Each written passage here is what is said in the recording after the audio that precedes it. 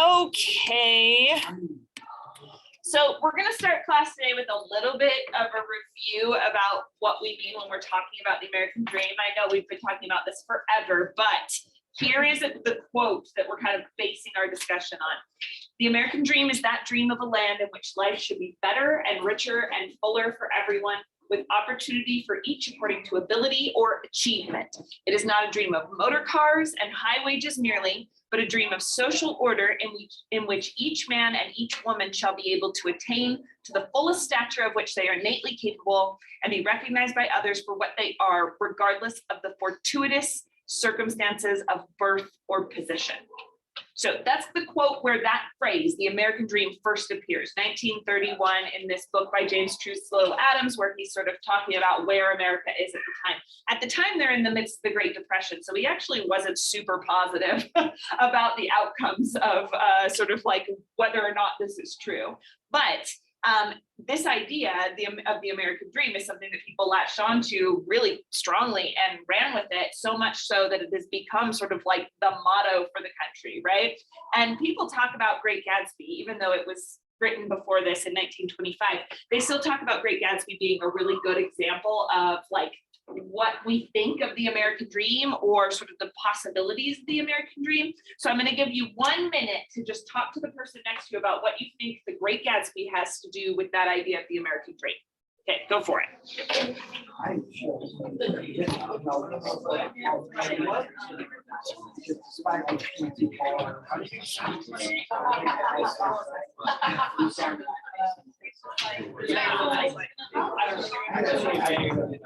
And then like, I already have done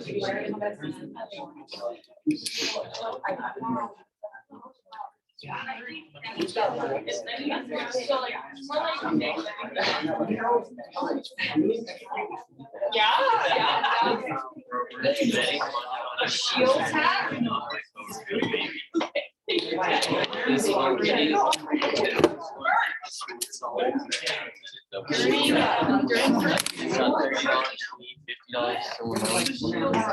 Talking about Gatsby fitting into the American dream. I will buy a credit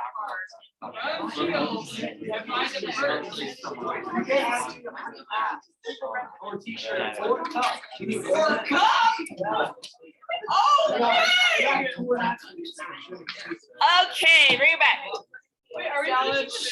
So one of the reasons that we're doing this next activity is because of what I just heard, which was not much talk about the Great Gatsby.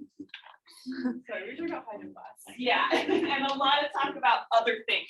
So we need to do a little bit more focused practice on our discussion skills. Guys, you were talking about it too. What did you say about the Great Gatsby? Oh my God. I'm gonna have so much fun doing this assignment. Okay, so good. So optimistic. Yeah, sure. All right, so we started also this unit with 3 questions. They're in each of these boxes on the front and back. So it says, has the American dream stayed the same or changed since the founding of our country? Is the American dream possible for everyone? And along with that, it's like, is it possible for anyone, or is it possible just for some people? And if that's true, whom? You know, like those kind of questions. And then the third one is the American dream an admirable ideal? Meaning, is the ideal itself something that we should celebrate, or is it a little bit misguided in some ways? Or does it have negative effects to celebrate that ideal? So those are our 3 main questions we've been asking about this. I want to kind of model how these discussions will go with a 4th question. My 4th question is, are we closer to achieving the American dream, like as a country, than we have been in the past?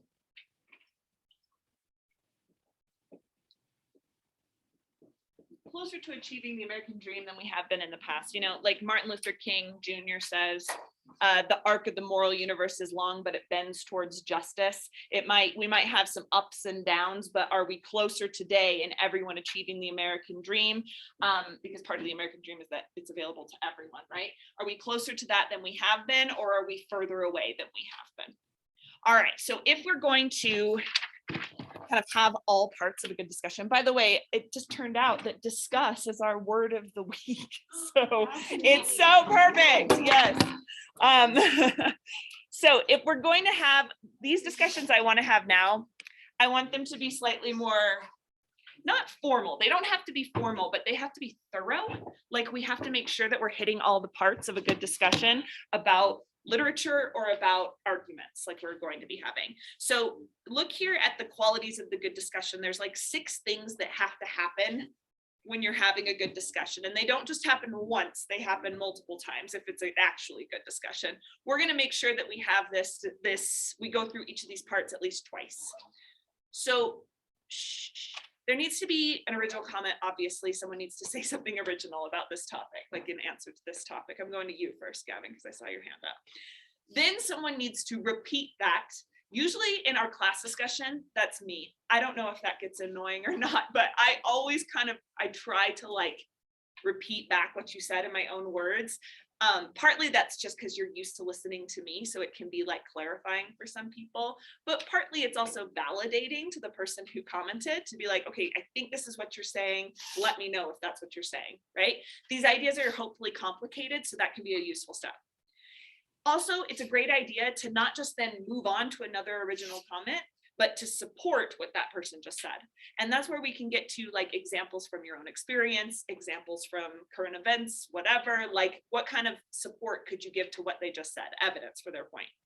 But it's also a good idea if someone challenges it. And that doesn't have to be like devil's advocate, always being like, you're wrong, you're always wrong, you know, but it can be like, I agree with this part of it, but maybe we could go in this direction as well, you know, kind of pushing it forward. You disagree with some part. People who make connections are super valuable in a discussion. Someone who can say, that reminds me of this other thing I've been learning about, and that could be in another class, or that could be in our class. This reminds me of Frederick Douglass, etc. And the last part, someone needs to ask a question that extends the conversation into a new area. So it can't just, there's always that moment in conversations where there's this long, awkward pause, and then someone's like, okay, should we move on to the next question, right? Instead of doing that, what if we could like take what we just listened to and say, well, that makes me think of this other avenue. Let me ask a question about that. So ideally, if you could hit all of these things, sort of not necessarily in a row, but if you can hit all of those things based on one original comment, you've got yourself a really deep, worth having discussion. You know, it's just part of the reason that small talk is so boring is because it doesn't have all of these. It just has original comment, you know, and it's just sort of like, how are you today? I'm good. How's the weather? I'm good. Like there's nothing sort of like to move it into. That was how I do small talk, not well. There's nothing that like moves it into the next subject. All right, so let's practice this. So nobody write anything down this time. You're just looking at the qualities of the good discussion, and we're going to talk about this one. Are we closer to achieving the American dream than we have been in the past? We're going to start with Gavin. What do you think?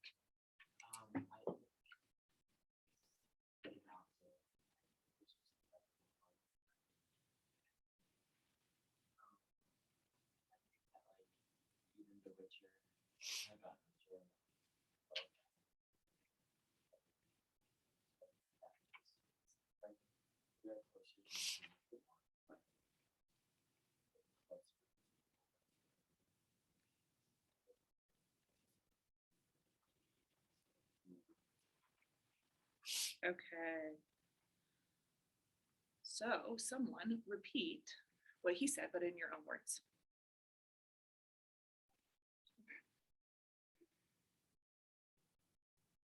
Yeah, Art, basically just the like how people live their lives has gotten better, but that doesn't mean that like we affect close people because like there's still a gap between.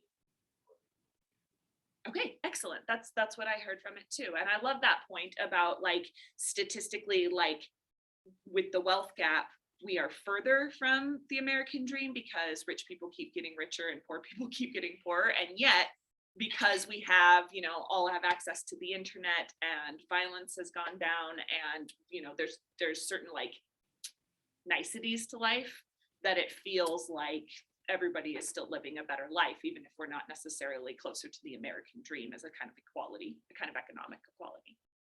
Okay, so we just had 2 people repeat because I can't help myself. Does someone want to support this with evidence or examples? I'll give an example that this is true.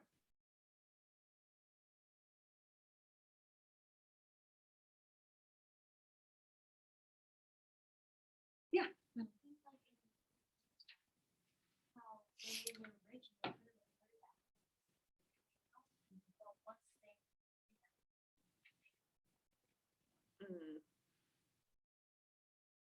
Awesome. The dream kind of got out of control. Awesome. Okay, now somebody challenge his point then. I saw Eli challenging it. Why would you challenge it? I don't really agree that like there's a disparity between like a lot of people getting very rich and a lot of people staying very poor, but I don't think it's this thing where poor is getting poor, rich is getting richer. Because we are as a culture kind of stagnating. There's this, I don't know if this makes sense, but there's this thing called the happiness curve that I've been hearing about where it's kind of like when you hit the midlife crisis, like you stay happy and there's a dip for about when you're in your 50s and 60s that starts going up again.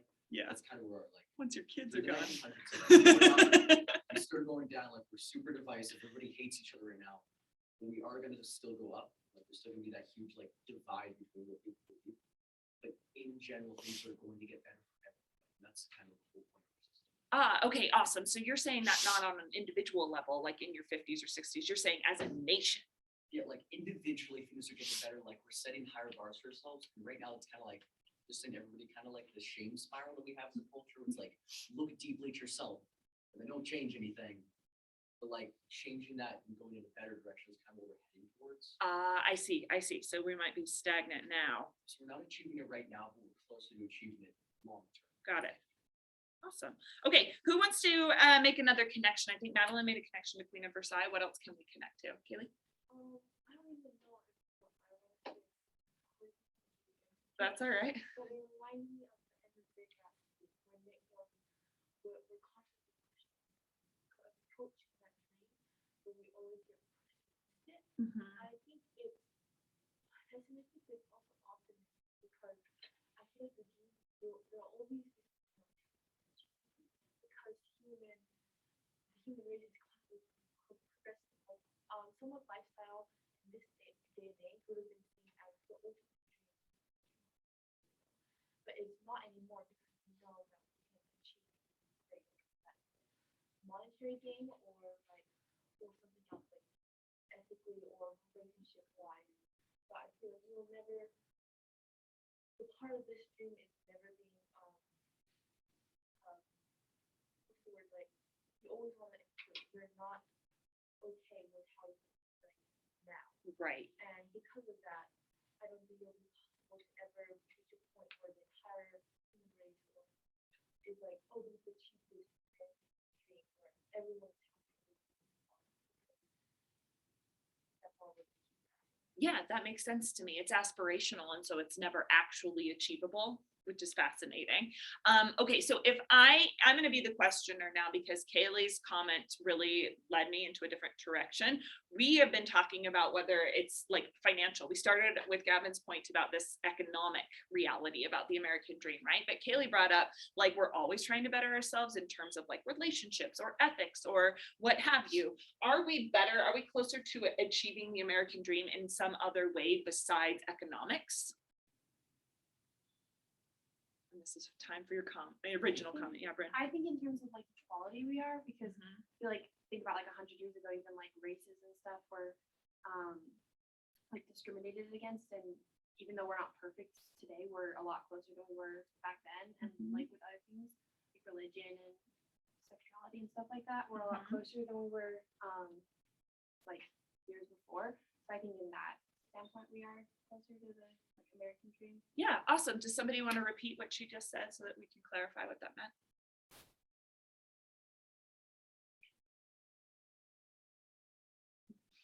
thought it was pretty clear, but let's repeat it. Katie, what'd she just say?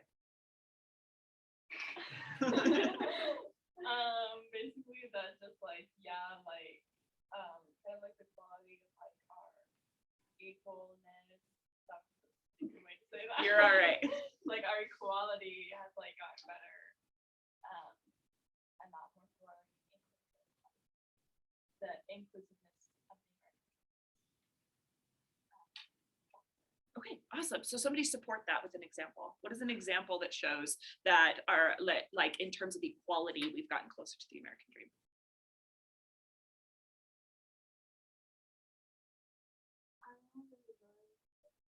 Like,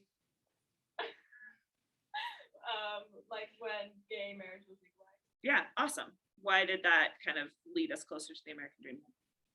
Just like the two for instance, we're like Yeah. being more inclusive and like more people are able to achieve their dream of getting married to their partner. Awesome.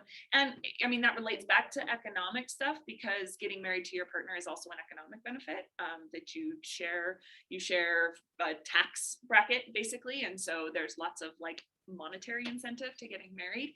And so it kind of relates back to our last point too. Awesome. So then someone challenge it. We are not actually more equal, Sophie. I don't think we're not actually. Oh, okay. That's okay. Challenge whatever you want. I think in that aspect, it's true, like we're more people and stuff, but I think it's like without, not economically, but I think we're kind of regressing just a little bit Mhm. in the sense of like happiness. Mm, I think, especially when you said like bettering relationships, I think socially have a progress just because there's kind of distance through the internet. mm, And I think it's kind of harder for people to develop meaningful relationships. And so it's kind of like harder to find, like, people get divorced nowadays a lot more than they used to. And like, depression is like more widely known and recognized. And I think in that aspect, that was kind of progress in that. But kind of like, what other people said is it kind of goes up and down.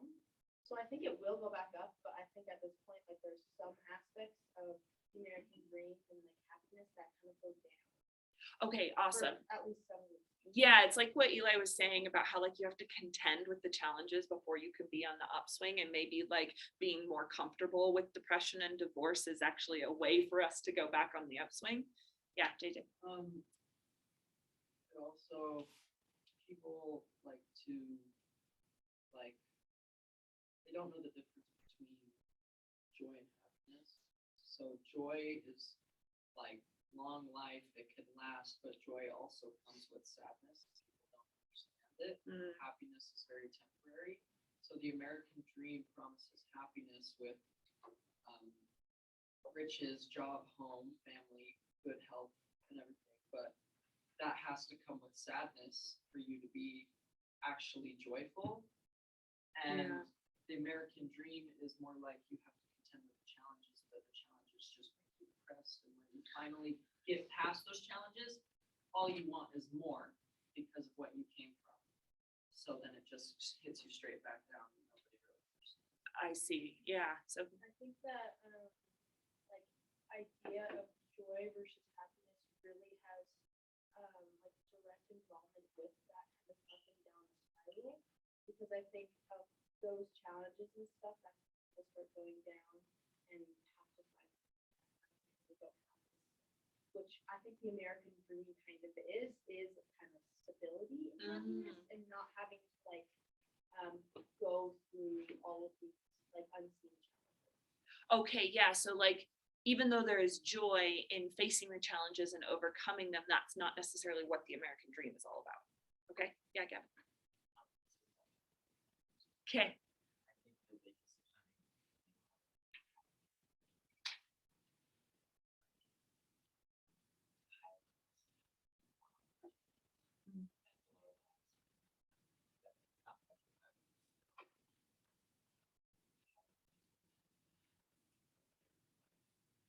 Yeah, I mean, it's like in that quote, it says it shouldn't be based on your circumstances at birth, but it should be based on your innate sort of like talents.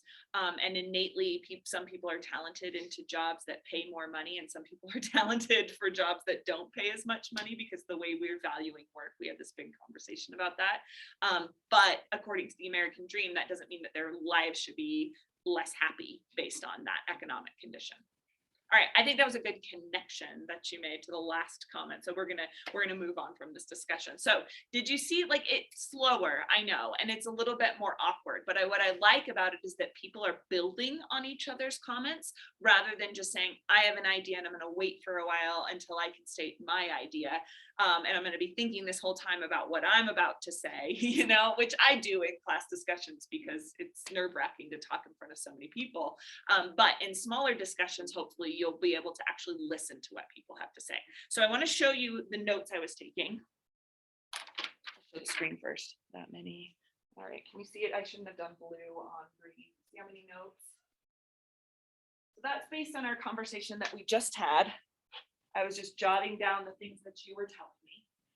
So when I put you into smaller groups, that's about how many notes I'm looking for from you guys. So for each topic that you go through, you're going to go through that process twice. And again, it does not need to be in order. I did it in order just to show you, but like that creates more awkwardness. Just make sure that some people are supporting, some people are challenging, some people are adding more evidence before you move on to the next point.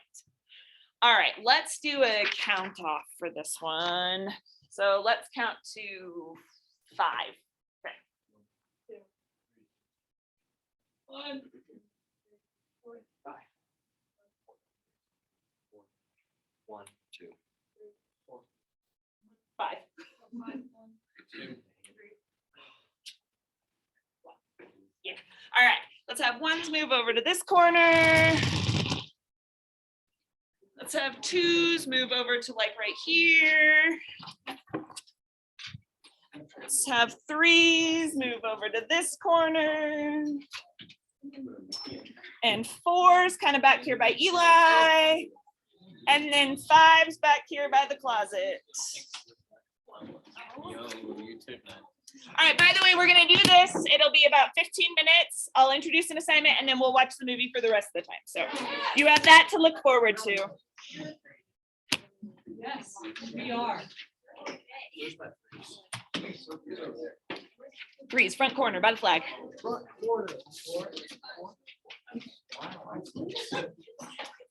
Okay, and feel free to move the desks if you, so that you can hear everybody.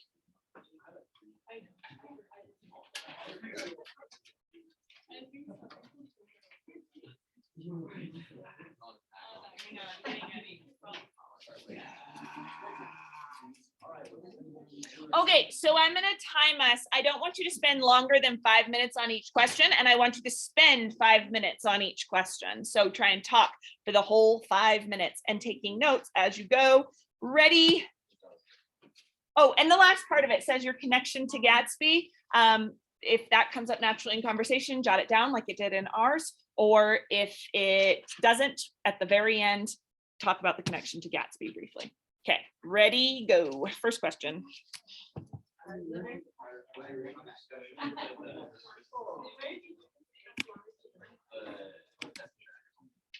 All right, because your assignment for today is right here. It's called homework, argument, thesis, and outline. So we are going to spend the next 2 weeks or so working on a researched argument. We haven't done the research part of it. We've just done the argument part. We've talked a lot about writing thesis statements and writing outlines. So that's what you are going to be doing for this paper. You're going to base it on one of our 3 questions. If you would like to, in fact, I will add it to the assignment. If you want to base it on our first question about whether it's better now, you may do that as well. So these questions are wide enough that you can get really specific about them if you want to. Like, is the American dream an admirable ideal? You could write that paper about, these guys were talking about China for a while. You could write a whole paper about China's system compared to China's, like, I don't know, driving country myth, which I'm not sure exactly what it is, but you could do that compared to the American dream. Or if is the American dream possible for everyone? You could specifically talk about gay marriage and have your whole paper be about how gay marriage made the American dream possible for a greater number of people, or whatever. You can narrow it down that way. So it doesn't have to stay this broad thing. In fact, you should think about narrowing it down. You're going to write a thesis statement. I've given you lots of little ideas about it. And then you're going to write an outline. And this, usually I don't do this, but this rubric is really specific. So you're going to get a chance to turn this in as many times as you want to get the full 15 points. And I'm going to give you 1 point for each of these things. So we've talked about the good thesis statements having all of these things. I will give you a point if your thesis is grammatically perfect. I will give you a point if it's interesting. I know that's subjective, but it's, I don't know, it's English class, it's subjective. So if I find it interesting, you get a point. That'll be sad to not get that point, but you'll deal with it. If I'm like boring. Number 3, a point if it's focused. 4, a point if it's literal, you don't use any metaphors or cliches. And then a point if it's debatable, if you could actually have an argument about it. So the thesis is worth 5 points. And then the outline, you get 5 points if it's divided into like a sufficient number of segments, like you're actually showing how the argument's building in the segments. And 5 points if they are in a logical order, if I can see the transitions between them. And then you get the total of 15 points. So this is going to be your thesis and outline that you're going to use moving forward for the next couple of weeks as you are writing this essay. So this is the first real argument essay you're going to have to write for me. So write it about something that you care about. Find an angle here to be about something you care about. Like, for example, my paper would be about how Bruce Springsteen represents the American dream. Like, that's what I would write about. So find a way that it fits into your own interest. You can get pretty, thank you. You can get pretty wacky with the connections you're making. I'm okay with it, as long as it's about something about being American. All right, any questions? Okay, then head back to your seats. All right, for the rest of class, we're going to be watching the movie, so that is not part that you need to make up.